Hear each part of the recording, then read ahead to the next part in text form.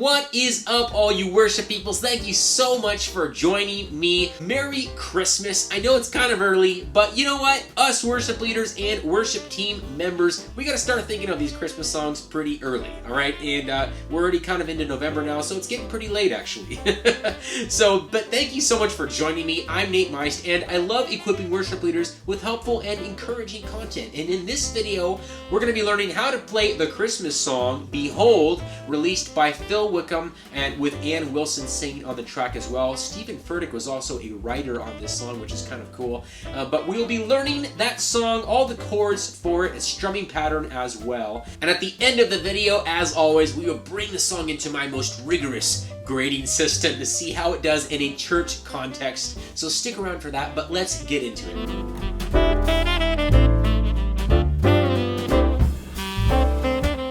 I don't know if you noticed, but there's kind of a cool little shirt peeking out behind this jean jacket. And if you watched my last video, my 100th video, which is crazy to say, I announced that I now have merch. So head on over to NateMyst.com, click on store at the top, and get a sticker, get a pin, or get a t-shirt to declare that you are in the Praisey Club. And as I've stated before, if you watch my videos, you are in the Praisey Club already. So why not, let your alliances be known to the world. So head to NateMyst.com and check out the merch there. Alright, so there are 3 things we'll be going over in this video to help you learn this song on an acoustic guitar. You might be doing this song for your small group, for a Bible study, or in a full band context on Sunday, in church services.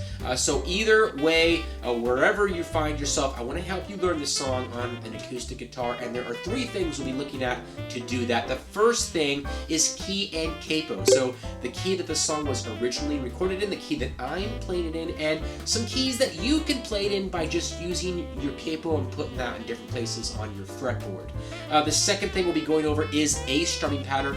One strumming pattern to rule them all that will get you through this entire song. And the third and final thing are the chords. I'll play through each section of the song individually, and as I do, I will have these handy little chord diagrams in the upper right hand corner so that you can pause the video and see exactly what my finger placement is for each chord that I play. Don't forget that this video is segmented, so you can skip ahead to any part of the song that you'd like to learn right now. Alright, so this song was recorded in the key of B, which for you on an acoustic guitar and with a capo, and if you're in standard tuning, that would mean that you put your capo on fret number 4, 1, 2, 3, 4, and you play in what's called the G position. If you don't know what the G position is or how to play in it, I have a video for that, so click up above or down below to check that out.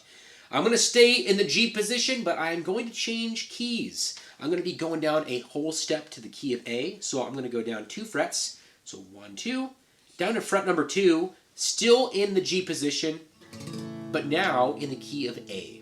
And that is the key and the position that I will be doing this tutorial in. There might be some other keys that you want to play in. Maybe that's too low for you, and you don't want to go that low, but the original key is too high. So you could put your capo on fret number 3, and you'd be in the key of B flat. Maybe you need to go higher than the original. You could put your capo on fret number 5, and you'd be in the key of C. You could go down to fret number 1. That would put you in the key of A flat or G sharp. And take your capo off completely, and you're in the key of G. Because you are playing a G position chord after all, and you're in standard tuning, assuming.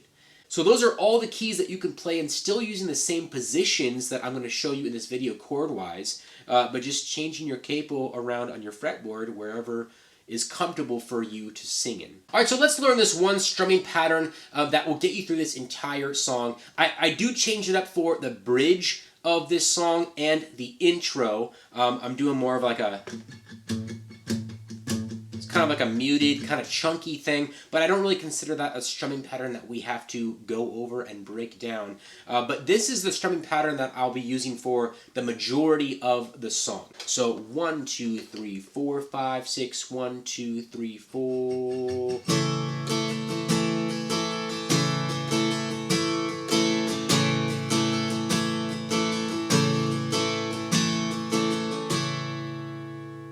And let's slow that down now. So 1, 2, 3, 4, 5, 6. 1, 2, 3, 4.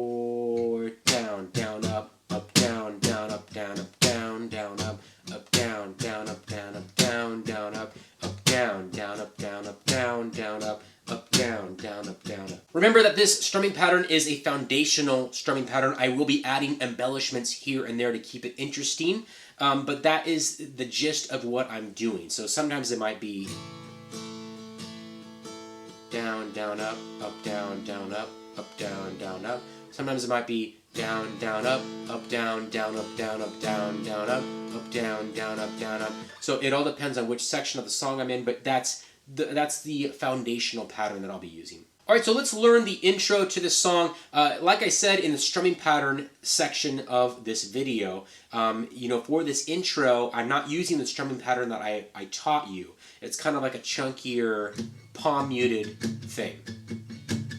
So let's learn this intro. So 1, 2, 3, 4, 5, 6. 1, 2, 3, 4.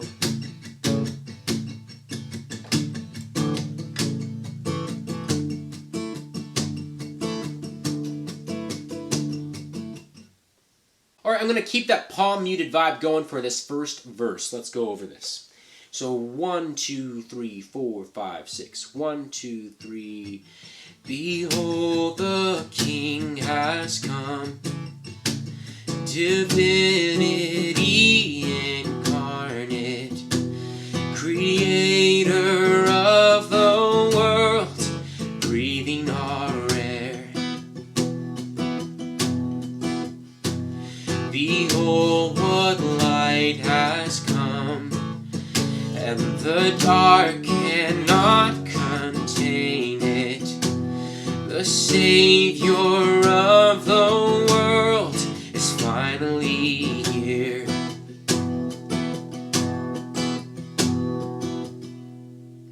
Alright, this is chorus 1A. So 1, 2, 3, 4, 5, 6. 1, 2, 3. Oh, come, let us adore Him. Come, let us adore Him. For He alone is worthy, Christ the Lord.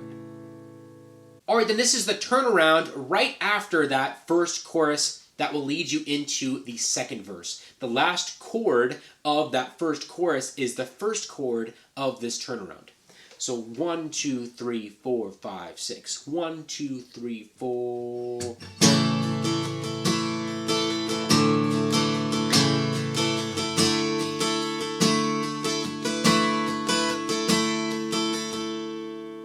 Alright, this is verse number 2. I'm trying to kind of mix the female and male leads in this song. They're kind of doing some different things here. So let's go through this second verse. So 1, 2, 3, 4, 5, 6. 1, 2, 3. Behold the Father's love beyond all comprehension. He gave His only Son to die in our place. Go and see that empty tomb. He's not there, for He is risen. Every heart prepare Him room. Jesus Christ, the King of heaven. Alright, this is chorus 1A again, but we're going to play with some more energy here. So 1, 2, 3, 4, 5, 6. 1, 2, 3. Oh, come, let us adore Him. Come, let us adore Him. For He alone is worthy, Christ the Lord. Alright, now we're going to go into 3 different bridges. This is going to be the first bridge, bridge 1A. And right before we start singing, there's 2 measures of just kind of holding that G chord like that before I start singing. That's coming out of that second chorus 1A. So let's play through this bridge 1A now. So 1, 2, 3, 4, 5, 6. 1, 2, 3, 4. And 1, 2, 3, 4. We give You all the glory. We give You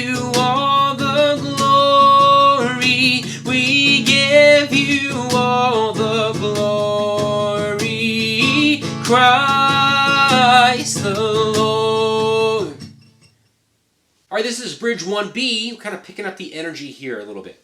So 1, 2, 3, 4, 5, 6. 1, 2, 3, 4. We give you all the glory. We give you all the glory. We give you all the glory. Christ the Lord. And there I was using strumming pattern, the main strumming pattern that I taught you for this song, but just kind of muted. I was kind of palm muting it a little bit and playing it with some intensity. All right, and then this is the final bridge, bridge number 2. So 1, 2, 3, 4, 5, 6. 1, 2, 3. We praise your name forever. We praise your name forever. We praise your name forever. Christ the Lord. And then I'm building into the next chorus.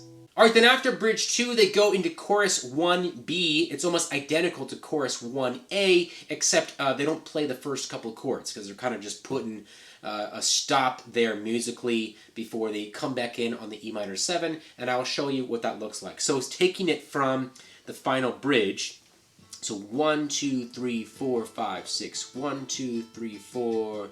Christ the Lord, oh come, let us adore Him. Come, let us adore Him, for He alone is worthy.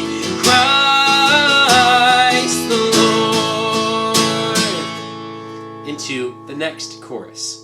And you can see how I didn't play any chords in the beginning of the chorus, but I still kind of let my guitar ring out a little bit so that it wasn't completely empty. And if you're playing by yourself, you might want to do that so it's not super awkward. So just kind of like, Christ the Lord, oh come. And it's not, you're not playing any chords, but you're just kind of letting the last one kind of ring out a little bit. And it kind of helps fill the gap there. Alright, then finally, this is kind of the ending of the song. This is chorus 1C, going into the tag, and then that's it. That's the end of the song. I'm going to play the chorus 1C and tag together. They just kind of go well together. So let's play through this, the final chorus and the tag. So 1, 2, 3, 4, 5, 6. 1, 2, 3, 4. Oh come, let us adore Him.